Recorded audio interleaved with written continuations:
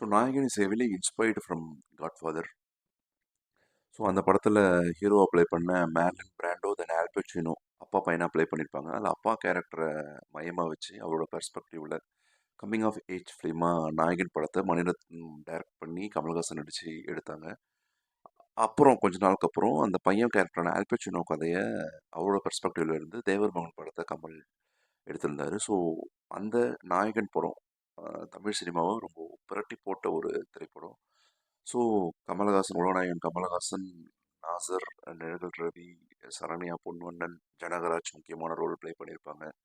தென் இசைஞானி இளையராஜா மியூசிக் பண்ணியிருப்பாரு. நம்ம கேடிவியில் அடித்து துவச்சி நிறைய டைம் பார்த்த படம்.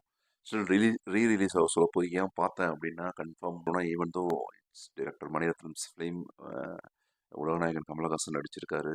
தென் பிசி ஸ்ரீராமோட கேமரா ஒர்க், தென் ஜனகராஜ், நாசர் மற்றும் சிறந்த நடிகர்கள்லாம் நடிச்சிருக்காங்க. இதெல்லாம் தாண்டி எனக்கு இசைஞானி இளையராஜா சாரோட மியூசிக்கை அந்த மாதிரி ஒரு பெரிய ஸ்க்ரீனில் பெரிய தியேட்டரில் கேட்கணும், அந்த மாதிரி ஒரு சவுண்ட் எஃபெக்டில் கேட்கணும், பர்டிகுலர்லி தென்பாண்டி சீமையிலே சாங்கை வந்து கேட்கணுன்ற ஒரு காரணத்துக்காக தான் போயிருந்தேன்.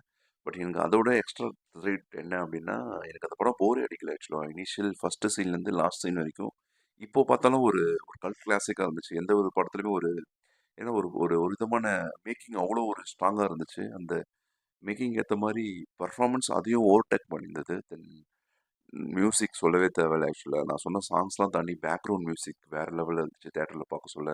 பர்டிகுலர்லி தக் லைஃப் ரிலீஸ் ஆன இந்த இயர் ஆக்சுவலாக ஆஃப்டர் நாயகனுக்கு அப்புறம் இதே டீம் ஜாயின் பண்ண படம் தக் லைஃப். எனக்கு இது ரெண்டு படத்துலையுமே ஒரு ஒரு சில ஒற்றுமைகள் இருந்துச்சு ஆக்சுவலாக. எப்படி கமல் நாயகன் படத்தில் வந்துட்டு கமலை கடைசியில் கிளைமேக்ஸில் தான் அப்பாவை கொண்டதுனால கொள்வாரோ, வில்லன் எப்படி அவரை கொள்வாரோ அந்த மென்டல் கேரக்டரை ப்ளே பண்ணுவார், அதே மாதிரி தான் சிம்புவும் தான் அப்பாவை கொண்டுட்டார் அப்படின்னு சொல்லிட்டு தக் லைஃப்பில் கொள்ள ட்ரை பண்ணுவார் அப்படின்னா. சரி பாருங்க எப்படி ஆயிடுச்சு அப்படின்னா, இந்த இந்தியன் படத்தில் வந்துட்டு ஃப்ரீடம் ஃபைட்டர் சேனாதிபதி இருப்பார். அவர் இண்டிபெண்டன்ஸ்க்காக போராடிட்டு ஆஃப்டர் 70 வயசு இருக்க சொல்ல அவரோட சொந்த பையனே இப்போ இருக்க பொலிட்டிக்கல் பீப்புளோட கரப்ஷனால கரப்ட் ஆகியிருப்பார்.